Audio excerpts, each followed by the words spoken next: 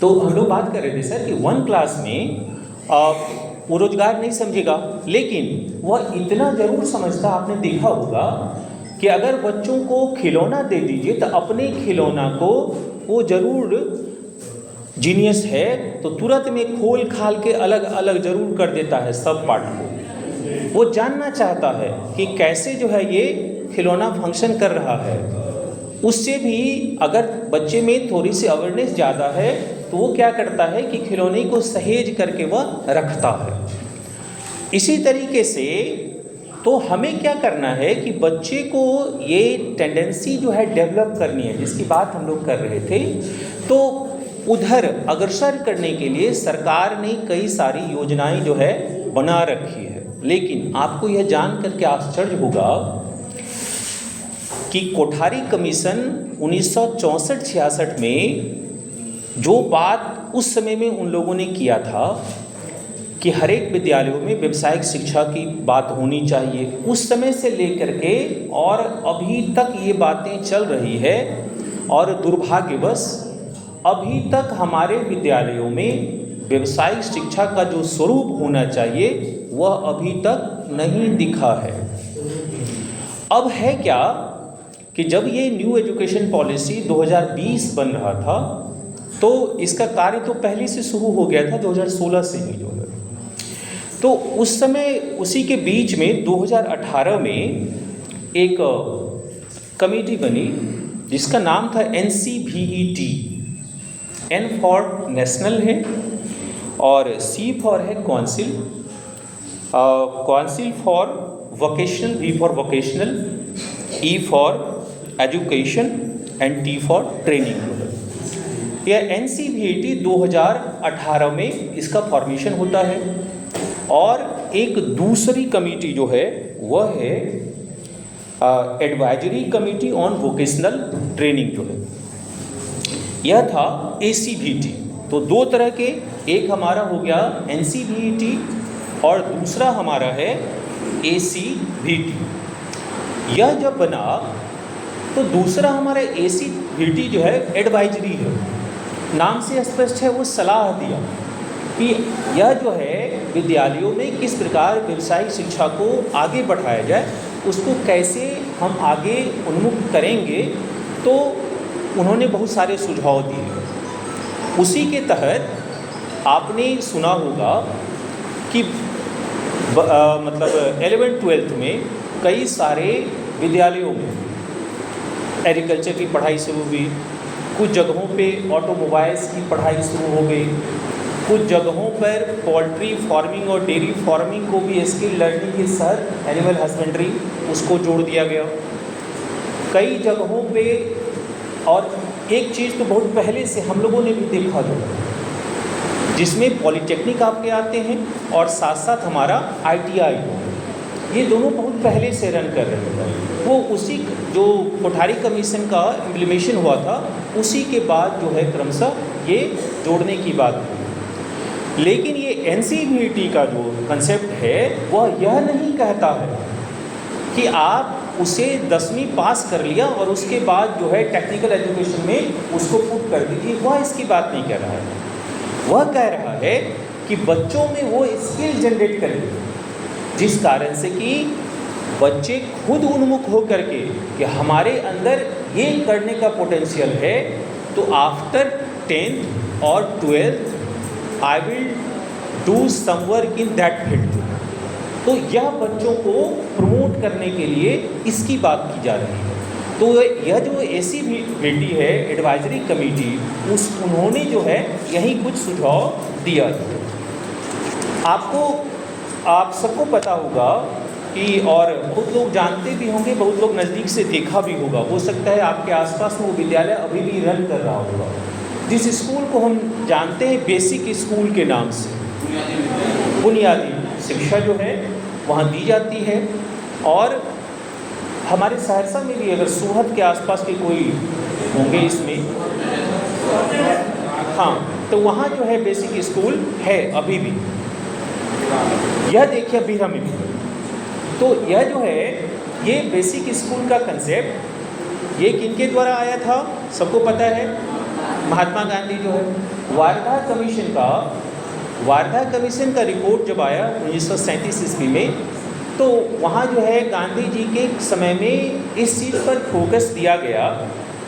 देखिए गांधी जी का एक कंसेप्ट था बड़ा बढ़िया, ये बहुत ही अच्छी बातें हैं। उन्होंने कहा कि बच्चों के शारीरिक शक्ति के साथ उनके द्वारा बुद्धिपूर्वक कर्मेंद्रियों के अनुप्रयोग करने से उनका मानसिक विकास तीव्र गति से होगा। यह बात गांधी जी ने अपने बेसिक एजुकेशन के कंसेप्ट में क्लियर किया। हम सब जानते हैं कोई बच्चा पढ़ने में अगर तेज है तो तेज कब होता है? जब वह अपने पांचों सेंस ऑर्गन का सही से इस्तेमाल करता हो। अभी आप लोग हमारे सामने हैं, अगर जो है कोई मुझे सुन रहे हैं और ध्यान आपका अटेंशन जो है स्कूल पे विद्यालय पे लगा हुआ है, तो फिर क्या होगा? रिजल्ट जो है वो लर्निंग आउटकम्स की बात जो कल हम कर रहे थे वो क्या होगा? बहुत फ्रूटफुल नहीं होगा।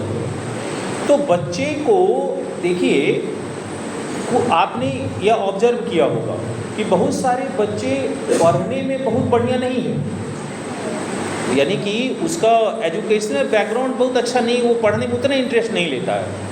लेकिन अगर कोई ऐसा चीज़ दीजिए जिसमें पढ़ने बनाने का, यानी कि लर्निंग बाय डूइंग, अपने से बच्चा करता है, वहाँ वो बच्चा बहुत जीनियस है और बहुत अच्छे से करता है।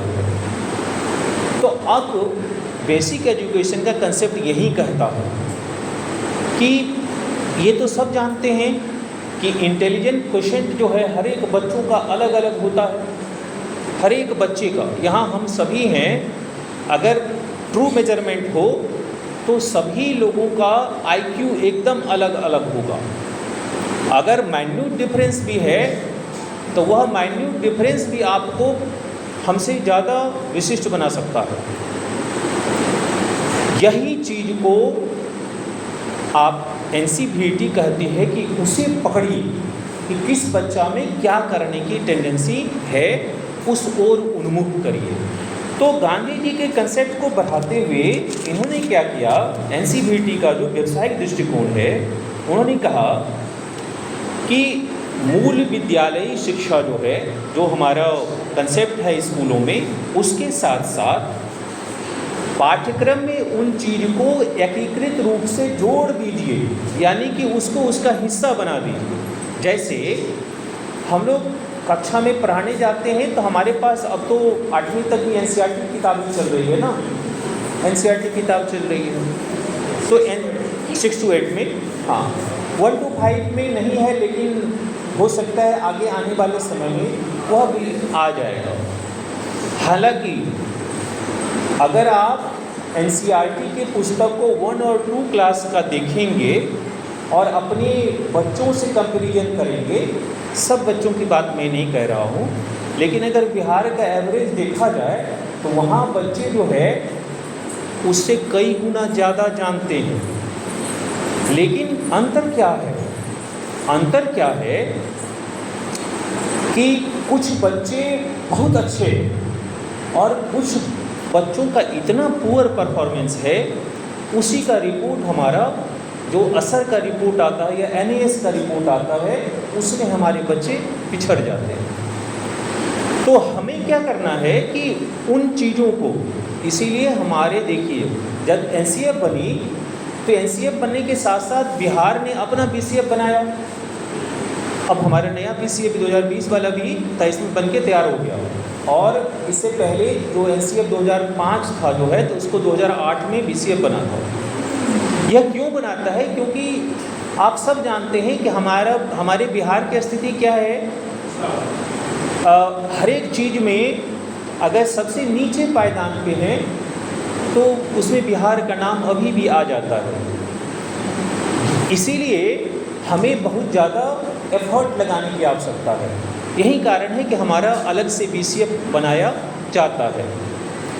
वहाँ जो है इन सब बातों को जोड़ने की बात हो रही है कि हर एक चैप्टर के साथ साथ ही उस चीज़ के अनुप्रयोग को जोड़ दीजिए, ताकि बच्चा जो है उस चीज़ को करके देखें, उसे सीखें और क्लासरूम में ही उस चीज़ को शिक्षक भी उन्हें बताएं।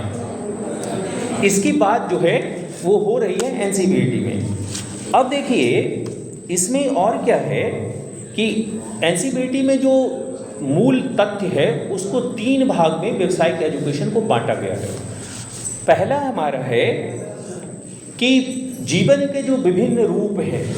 अब यहाँ जीवन का विभिन्न रूप क्या होगा, जैसे आपके यहाँ कोई बच्चा चर्मकार का बच्चा है, जो घर में उनके मम्मी पापा जो है जूता बनाते हैं या चमड़े से रिलेटेड और भी कोई काम होगा वो करते हैं। बाकी बच्चों में ये विशिष्टता नहीं है। आपके यहाँ अगर वो बच्चे आ रहे हैं तो आप यह कोशिश करिए कि उनका जो वह गुण है, अगर उस बच्चा में, चूँकि वो नज़दीक से देखा है उस चीज़ को, तो उन चीज़ों को आप उन बच्चों में ढूंढिए और उसी का एडवांस फॉर्म क्या होता है सर, लेदर टेक्नोलॉजी।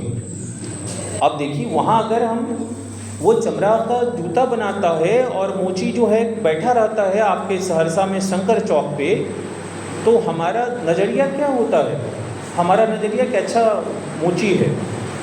उसी चीज़ को अगर लेदर टेक्नोलॉजी का रूप दे दिया जाए और बड़े मल्टीनेशनल कंपनी में बाटा और इस तरह के जो बड़ी बड़ी मल्टीनेशनल कंपनीज हैं उसमें जा कर के वही बच्चा अगर काम कर रहा है तो हम उसे बड़े सम्मान के दृष्टि से देखते हैं कि अरे ये तो बाटा कंपनी है। काम क्या है सर, उसका भी काम तो वही चमड़ा का है। लेकिन एक बाटा के एम्प्लॉय और एक शंकर चौक पर बैठा व्यक्ति, दोनों में आसमान धरती का फर्क है। तो हमें उस ओर उन्मुख करना है, ये बताना है कि आप जो काम कर रहे हैं वो कोई काम खराब नहीं है, आप उसको अहमियत को समझिए और आप उसी फील्ड में आगे बढ़ जाइए। तो मैंने एक उदाहरण दिया, ऐसे विभिन्न तरह के उदाहरण हैं। जैसे कोई बच्चा, हम सब जानते हैं कि हमारा हिंदुस्तान क्या है सर, हमारा हिंदुस्तान अभी भी कृषि प्रधान देश है और इस कृषि प्रधान देश में जो हमारे यहाँ बच्चे आते हैं, मैंने देखा है कई बच्चों को यह कहते हुए उन्हें शर्म होती है कि मेरे पापा, बच्चे तो सीधे ऐसे कहते हैं, पूछते हैं कि बेटा आपके पापा क्या करते हैं, नहीं कुछ नहीं करते। अरे कुछ नहीं करते मतलब कुछ तो करते हो, हाँ खेती गृहस्थी करते हैं। मतलब कि उनके समाज में ये बातें डाल दी कि उनके माथे में कि एग्रीकल्चर नथिंग। हमें उस ओर उनको बताना है कि एग्रीकल्चर स्किल अगर उनके यहाँ है तो आगे आपके लिए बहुत अच्छा फील्ड है एग्रीकल्चर जो है। तो एनसीईआरटी उस चीज़ पे काम करने के लिए कह रही है कि आप वहाँ कौन करेगा तो हम आप उसको करेंगे, उसकी बात हो रही है। दूसरा हमारा है, सेकंड जो पहलू है वह है कि मैटर्स जो है यानी पदार्थ, जो रिसोर्सेस आपके पास है वह रिसोर्स और मशीन, उसके साथ कार्य करने के लिए बच्चों को प्रेरित करिए। अब रिसोर्स तो आपके पास जो कोई रिसोर्स है, आपके यहाँ नहीं कुछ है तो चिकनी मिट्टी तो है ना, उसी से अगर हम बच्चों को ये डेवलप करें कि अरे क्ले मॉडलिंग जो है उसमें बहुत सारे रोजगार के अवसर हैं। कोई अगर पॉटरी अपने यहाँ घर पे बनाता है, उनके माता पिता उसमें संलिप्त हैं, वहाँ बना रहे हैं, तो अगर आपके यहाँ आ रहे हैं और वो बच्चा डर से इसलिए नहीं कहता कि उसे लाज लगेगा कि मेरे पापा जो है वो पॉटरी का काम करते हैं, उन्हें ये बताइए कि नहीं, क्ले मॉडलिंग जो है वह भी बहुत महत्वपूर्ण चीज़ है और उनको आप समझिए और आगे आपके रोजगार के ढेर अवसर मौजूद है। तो बच्चे में एक सेल्फ एस्टीम जो है उसका डेवलपमेंट होता है और वो बच्चा कल जो झुक के रहता था आपके सामने, सबके सामने वो सीना तान के खड़ा रहेगा कि नहीं मेरे पापा भी अच्छे हैं, आपने क्या दिया, अपने माता पिता के प्रति भी प्रेम सिखाया और उनको अपनी अहमियत का भी उन्हें पता चला। तो हमें इस चीज़ पे काम करने की आवश्यकता है। तीसरा कहता है कि मानवीय सेवाओं के साथ कार्य। मैं कहता हूँ अगर पूरे हिंदुस्तान से या विश्व के कुछ देश से बिहारी मजदूर को हटा दिया जाए तो कुछ देर के लिए सारी व्यवस्था चरमरा जाएगी, वहाँ सब काम अवरुद्ध हो जाएगा। तो उनका रोल, अगर कोई लेबर ही है लेकिन हमें किस ओर फोकस करना है कि स्किल्ड लेबर होना चाहिए। मान लीजिए आपको कोई काम करवाना है, वहाँ 2 तरह के व्यक्ति आते हैं, एक जो है वह उस संबंध में कुछ भी नहीं जानता है और दूसरा है जो कि उसी क्षेत्र में उन्होंने काम किया है और सब कुछ उसके पास है। तो आप किसे रखेंगे? दूसरे वाले को। तो हमें उस पर ध्यान देना है। तो अब जो है व्यावसायिक एजुकेशन जो NEP 2020 कह रही है कि हमें इस ओर आगे बढ़ना है। प्राथमिक शिक्षा में 1 और 2 क्लास में अभी हमने आपसे चर्चा किया कि वहाँ जो व्यावसायिक क्षमता है उसका हम विकास करेंगे। वही सामान्य जो बातें हैं जैसे खिलौना देंगे उसे, उससे रिलेटेड उसके पार्ट्स के बारे में उसे बता सकते हैं, कैसे जो है वो चलता है, उसमें कौन कौन सी बातें हैं, उससे संबंधित कार्य हम उसे करेंगे। उसके अलावा जो है जब कक्षा 3, 4 और 5, चूँकि आप लोग 1 to 5 में हैं तो इसीलिए इन सब बातों को जानना बहुत ही आवश्यक है। इस चरण में हम क्या करेंगे, 1 और 2 क्लास में जो व्यावसायिक ज्ञान बच्चों को हो चुका है उसका जो एडवांस रूप है ना। अब एडवांस रूप क्या होगा? खिलौना बना। पहली और दूसरी कक्षा में हमने क्या बताया कि खिलौना जो है ये खिलौना है, ये ऐसे चलता है, इसके जो है ये पार्ट्स हैं। अब जैसे ही बच्चा 3, 4, 5 में गया तो अब कम से कम उसे रटवाने की ही प्रकृति, कहीं कहीं रोट मेमोरी भी आवश्यक है। ये खिलौना इस कंपनी में बनती है। अगर बच्चा 10 कंपनी का नाम जान गया तो उसके अंदर आएगा कि व्यावसायिक कौशल का विकास उसके अंदर होने लगा। वही बच्चा जब बड़ा होगा, जब देखेगा तो अच्छा इस कंपनी में जॉब की अपॉर्चुनिटी है, तो उसको हमें बढ़ावा देना है। उसके अलावा उस खिलौना का दैनिक गतिविधि में क्या उपयोग है, उससे रिलेटेड बातों को अब बताना हम शुरू करेंगे। तो बच्चे को ये पता चलेगा कि यहाँ जो बताया जा रहा था उसका इस्तेमाल भी। हाँ सर।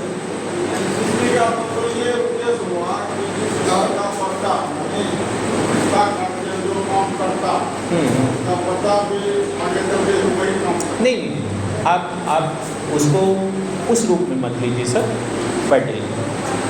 NEP का उद्देश्य कतई वह नहीं है। मान लीजिए मैं एक शिक्षक हूँ और मेरे बच्चे, कोई आवश्यक नहीं कि वो शिक्षक ही बने।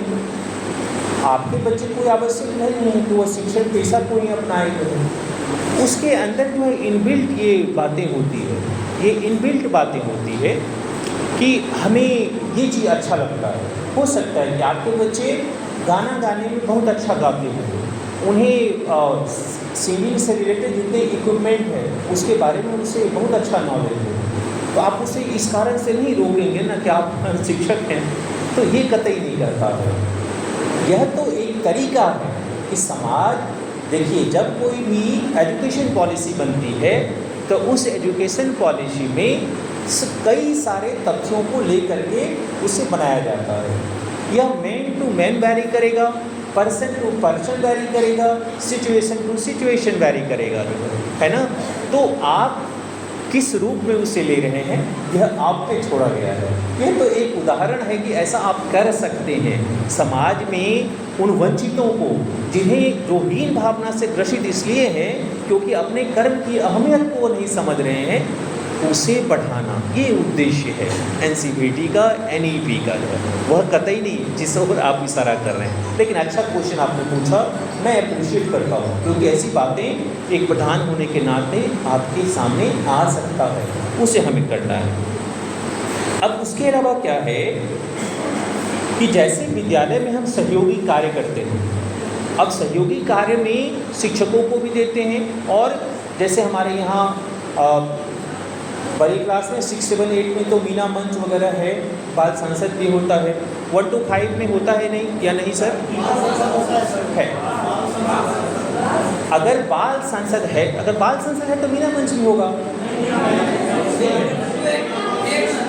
6 to 8 ठीक है। अगर बाल संसद है तब तो आपके यहाँ लीडरशिप जो है, लीडरशिप क्वालिटी, उसको विकास करने के लिए बहुत बड़ा प्लेटफॉर्म आपके लिए है। तो जब आप कार्य को देते हैं तो उस कार्य को आप डिफाइन कर सकते हैं उन बच्चों के अंदर ही, उसे ही ग्रुप में बांट दीजिए, और उनके अंदर, जैसे मैं जहाँ कहीं भी जाता हूँ, पूछता हूँ, कई विद्यालयों में अक्सर विजिट करता हूँ, इवन कॉलेजों में भी जो है, वहाँ जब बच्चों को पूछता हूँ कि आपके जीवन के एम्स एंड ऑब्जेक्टिव्स क्या हैं, तो बच्चों का उत्तर कहाँ तक सीमित रह जाता है कि मुझे इंजीनियर बनना है, मुझे डॉक्टर बनना है ना। बहुत कहेगा कि एक आध और फील्ड उसमें जुड़ जाएंगे। क्या जीवन का उद्देश्य यही है?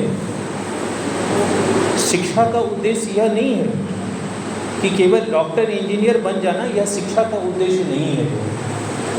तो यह देखिए, आप उसी स्टेज में जब हम सर्वांगीण विकास की बात करते हैं, एक सफल नागरिक का कंसेप्ट हम दिमाग में लेकर के चलते हैं, तो उसमें आपके द्वारा किया गया कार्य समाज के लिए कितना हितकारी है, इस देश के लिए कितना हितकारी है। अगर आप इस रूप में उस बच्चे के अंदर ये भावना वहाँ पाने में सफलता आपको मिलती है, तो आप समझेंगे कि व्यावसायिक कौशल का जो रूप आप देने की कोशिश कर रहे हैं वहाँ वो सफल होगा। कोई बच्चा यह नहीं सोचे कि मैं इंजीनियर इसलिए बनना चाहता हूँ क्योंकि मुझे हैंडसम सैलरी मिलेगी, हमारा परिवार अच्छे से रहेगा, यह नहीं हमें बताना है। हमें यह चीज़ उसके माइंड में भरना है कि एक सफल इंजीनियर बनके आप देश हित के लिए काम करोगे। आप जो भी काम करोगे उससे देश का विकास होगा, आप जो भी काम करेंगे उससे समाज लाभान्वित होगा। ये चीज़ हमें सर पाना है इस स्टेज में, खास करके तीसरी, चौथी और पाँचवीं कक्षा में व्यावसायिक विकास के जो विभिन्न पहलू हैं, विभिन्न वोकेशनल एजुकेशन, उन बातों का पुट हमें बाल सांसद के माध्यम से भी दे सकते हैं। फिर आते हैं सर इसके आगे, जब हालांकि ये आप लोगों के लिए तो नहीं है, 1 to 5 है, लेकिन थोड़ी बहुत जान लीजिए कि इसमें जैसे 6, 7, 8 है, उसके अलावा फिर जैसे ही आप आगे बढ़ते हैं 9, 10 के लिए, तो फिर वहाँ एक कमीशन है जिसकी जानकारी होनी चाहिए। उसका नाम है NSQF, है ना, उसका नाम है NSQF। यह है national skill qualification framework. National, N for हुआ नेशनल, Q फॉर हुआ S फॉर स्किल हुआ, Q फॉर क्वालिफिकेशन और F फॉर फ्रेमवर्क। यह NSQF जो है इसको 8 लेवल में बांट दिया गया। चूँकि अगर चौथी कक्षा के बच्चे को, 5वीं कक्षा के बच्चे को, 6ठी क्लास के बच्चे को या 8वीं तक के बच्चे को व्यावसायिक शिक्षा में पूर्ण रूप से इंडल्ज कर देंगे तो वो पढ़ना छोड़ देगा। वो पढ़ेगा क्या? मैंने देखा है सर कई जगहों पर वो बच्चा स्कूल इसलिए नहीं आता है तो वह कहता है कि सर स्कूल जाके क्या करूँगा, मैं तो पैसा कमाता हूँ। क्यों? क्योंकि वह जो है किसी गराज में काम कर रहा है, कहीं सब्जी बेच रहा है, किसी जगह वो पोल्ट्री फार्म का वर्क कर रहा है, कहीं डेयरी में इंडल्ज है वो, तो वह कहता है मैं स्कूल जाके क्या करूँगा, मैं तो कमाता हूँ। तो अगर 8वीं क्लास तक के बच्चे को आप किसी व्यवसाय के प्रति पूर्ण समर्पण दे देंगे कि आपको यही करना है, तो बच्चा पढ़ना छोड़ देगा। वो कहेगा आप तुम पैसा कमा रहे हैं, हम नहीं पढ़ेंगे। इसीलिए यह 9, 10 वहाँ आपको केवल स्किल डेवलप करना है 8वीं स्टैंडर्ड तक। लेकिन जैसे ही आप 9, 10 में आपका बच्चा जा रहा है तो अब कम से कम वह इस स्टेज में ज़रूर आ गया है कि उससे संबंधित अब स्टेप बाय स्टेप उसको जानकारी दी जाए। तो यहाँ 8 लेवल होते हैं। यहाँ जो है 1 से 8 लेवल है। उसी लेवल के तहत जो है सभी लेवल को डिफाइन किया गया है, उसमें कि किस रूप में व्यावसायिक शिक्षा का कौन सा सोपान उसे प्राप्त करना है। जैसे कंप्यूटर जो है, तो आप कंप्यूटर सब जानते हैं कि जॉब ओरिएंटेड चीज़ है, तो उसमें अभी जो कौशल विकास एक कार्यक्रम होता है जिसके तहत कई सारे ट्रेनिंग्स होते हैं, है ना, हर एक ब्लॉक में, हर एक गांव में, अब तो गली मोहल्ले में भी देखते हैं कौशल विकास से संबंधित कई कार्यालय खुले हुए हैं। उसमें आफ्टर 10th जो है, जब 10वां बच्चा पास करता है तो वहाँ जो है कुछ दिनों के लिए उसकी ट्रेनिंग होती है, निःशुल्क वो लोग कराते हैं, सरकार के द्वारा उसे पैसा मुहैया कराया जाता है। तो वहाँ जो है उसी को जो 8 स्टेप है, अब कंप्यूटर है तो उसे पहले स्टेप में कंप्यूटर से रिलेटेड सारी इन्फॉर्मेशन, क्या क्या कंप्यूटर में कौन कौन चीज़ बातें होती है। उसका नेक्स्ट स्टेप है कि कैसे हम कंप्यूटर को खोलते हैं, ऑपरेट करते हैं। तीसरी बात फिर उसमें हो जाएगी कि इससे रिलेटेड सॉफ्टवेयर कौन कौन है। यानी क्रमशः ये स्टेप बाय स्टेप जो है हर एक चीज़ में इस रूप में दिया गया है, जिसे हम इसी के तहत करते हैं। नेशनल QF जो है उसी के तहत ये आपको 9, 10 में दिया गया है। और अब देखिए इसी के तहत यह व्यवस्था की गई है कि प्रत्येक विद्यालयों में 9th और 10th स्टैंडर्ड में कम से कम एक शिक्षक जो है व्यावसायिक शिक्षा का होना अनिवार्य कर दिया गया है आपके NEP 2020 के अनुसार। हर एक विद्यालयों में 9th 10th में कम से कम एक शिक्षक जो है व्यावसायिक शिक्षा से संबंधित होंगे। कुछ जगहों पे दिया भी गया है, लेकिन सब जगह पे अभी तक योजना है तो हो सकता है आगे बढ़ेगी भी। उसके अलावा यह भी हेडमास्टर को वहाँ अधिकार दिया गया है कि आपको जो है अगर किसी स्कूल में कुछ विशेष पाठ्यक्रम से संबंधित बच्चे हैं और आपके वहाँ वो उनके शिक्षक नहीं हैं, उस स्थिति में आप क्या करेंगे? हालांकि आप लोगों को यह सुविधा नहीं है, क्योंकि आप लोगों के यहाँ कोर्स सीमित होता है, आप उसका इस्तेमाल नहीं कर सकते हैं। लेकिन हाई स्कूलों में यह है कि अगर आप चाहें तो किसी विषय विशेषज्ञ को आप साधन सेवी के रूप में बुला सकते हैं और उसको जो मद है उस मद से आप उसको पैसा पे कर दीजिएगा, ये वहाँ व्यवस्था है। लेकिन संभव है जब इस तरह की बातें हो रही है तो आपके यहाँ भी रेगुलर मोड पे ना हो, लेकिन कुछ दिनों के लिए ही अगर आपके थ्रू नहीं हो सकता है तो जिला शिक्षा पदाधिकारी कार्यालय से किसी को भेजा जाएगा कि आप जो वहाँ स्किल डेवलपमेंट से रिलेटेड वर्क करिए। यह देखिए सर, इसमें कुछ और बातें जो है वो हम लोग के लिए नहीं है यहाँ, इसीलिए मैं नहीं करना। 11th 12th में कई सारे स्टेप हैं, उसको नहीं जानना है। जो दूसरा पहलू है अटल टिंकरिंग लैब जो है, हालांकि यह अटल टिंकरिंग लैब आप लोगों से डायरेक्ट जो है उसको कोई मतलब नहीं है, क्योंकि 1 to 5 में अभी तक जो सरकार की योजना है उसके तहत 1 to 5 में उसकी बात नहीं की गई है। लेकिन चूँकि बच्चे तो आप ही के यहाँ से तैयार होकर के आएंगे, इसीलिए अटल टिंकरिंग लैब को थोड़ी सी जानकारी तो आपको होनी चाहिए। एक काम तो किया ही जा सकता है, चूँकि अटल टिंकरिंग लैब 6ठी स्टैंडर्ड से शुरू हो जाती है, 6वीं से लेकर के 12वीं तक के बच्चों के लिए ATL जो है वो बनता है। अब देखिए टाइम है ना सर कि नहीं? हाँ, तो उसमें क्या है कि अटल टिंकरिंग लैब में 20 लाख रुपया सरकार के द्वारा मुहैया कराया जाता है और आपके यहाँ वह एक वेल फर्निश्ड वेल इक्विप्ड जो है एक लैब बनता है। वो लैब कहने से दिमाग में क्या आता है? जैसे ही हम कहते हैं लेबोरेटरी की बात, दिमाग में कौन सी बातें आती है? केमिस्ट्री वाला है ना। जैसे ही लैब की बात आती है तो फटक से दिमाग में आ जाता है कि हमारे यहाँ एक पर्सनली असिस्टेंट रखा होगा, वो गैस बनाने वाले कुछ उपकरण होंगे, कुछ केमिकल्स होंगे। वही केवल लैब हमारे यहाँ नहीं होता है। अगर लैब की बात करें तो लैंग्वेज लैब भी होते हैं, जहाँ यह सिखाया जाता है कि बच्चों को कैसे सही नोट्स के साथ बोलना चाहिए, कैसे उसका प्रोनाउंसिएशन हो, बोल रहे हैं तो कैसे उसके हाव भाव हो, वो सारी बातों को लैंग्वेज लैब में सिखाया जाता है। अब हम सब जानते हैं कि हमारी दुनिया किधर और अग्रसर हो रही है, सब काम रोबोट की तरफ जा रहा है। हो सकता है कि आगे आने वाले समय में सब कुछ जो है उसमें रोबोट नज़र आए। कोई काम नहीं हो रहा है उन्हें कह दीजिए, जैसे अभी कोई काम नहीं हो रहा है तो आर्टिफिशियल इंटेलिजेंस जो है आपके लिए हाजिर है, वह बहुत सारे काम को कर देता है। तो अटल टिंकरिंग लैब उसी का जो है एक स्वरूप लेकर के सामने आया है। वहाँ सरकार के तरफ से अगर आपके पास जगह है तो आप लिख करके दीजिए कि हमारे यहाँ जगह है और मैं अपने यहाँ अटल टिंकरिंग लैब इस्टेब्लिश करना चाहता हूँ। तो वहाँ वो बाहर से सामान आते हैं, सब कुछ उसमें बनाया जाता है। वहाँ सिखाया क्या जाता है?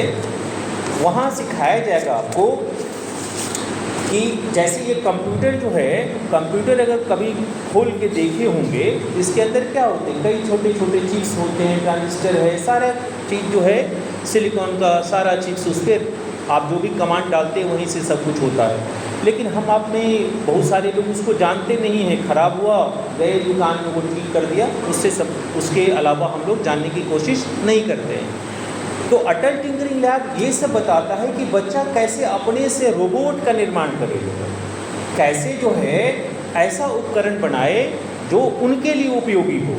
और साथ साथ कुछ ऐसी बातों का भी वो खोज कर सके जहाँ वो बिल्कुल एक इनोवेशन के तहत जो है वो सबको लगे और समाज के लिए वह एक वरदान साबित हो। तो यह क्या है, इसमें छात्र को 4 अवधारणाएं हैं जिस पे अटल टिंकरिंग लैब पूरा डिपेंड करता है। उसे कहते हैं STEM, STEM। S फॉर क्या हो गया, साइंस, T फॉर है टेक्नोलॉजी, E फॉर हो गया इंजीनियरिंग और M फॉर है मैथमेटिक्स। ये 4 है। S फॉर क्या हो गया सर, साइंस, T फॉर हो गया टेक्नोलॉजी, E फॉर हो गया इंजीनियरिंग और M फॉर हो गया मैथमेटिक्स। ये STEM, यही 4 चीज़ पर फोकस है। M फॉर मैथमेटिक्स, गणित, है ना। इसी अवधारणाओं पे यह जो है आपके कॉग्निटिव स्किल्स जो है, कॉग्निटिव स्किल्स को डेवलप करने का वर्क ये हमारा अटल टिंकरिंग लैब करता है। यहाँ देखिए, आपने अभी कैसे 2 जगहों पे देखा होगा, ये दरवाज़ा हम लोग का क्या है, या हम लोगों से संचालित है, ह्यूमन से। अगर इसी जगह आगे सेंसर लगा रहता और ये दोनों पट सटा हुआ रहता, जैसे ही हम आते ऊपर सेंसर प्रेडिक्ट करता यहाँ कोई इंसान खड़ा है, अपने आप वो शटर क्या होता है, खुल जाता है। आप कमरे में आते हैं, लाइट जला हुआ है, जाएंगे फिर भी ये जला रहेगा, पंखा फिर भी नाचता रहेगा। लेकिन उसमें बच्चे को क्या करना है, बच्चे उससे रिलेटेड चीज़ बनाते हैं कि बच्चा जैसे ही हम बाहर गए और इनको लगा कि यहाँ कोई ह्यूमन नहीं है, अपने कुछ देर के बाद वो बंद हो जाता है।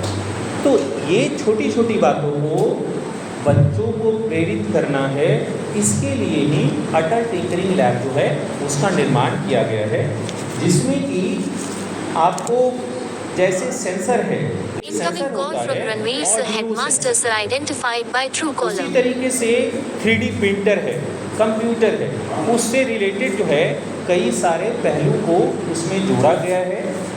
तो आपको क्या करना है एज ए हेडमास्टर, ठीक है सब दिन हमारे पास तो रिसोर्स नहीं है, लेकिन अगर बगल में ज़्यादातर जगहों पे तो कैंपस में ही होंगे, जहाँ 1 to 5 है उसी कैंपस में जो है आगे 6 से 8 भी चलते हैं, या फिर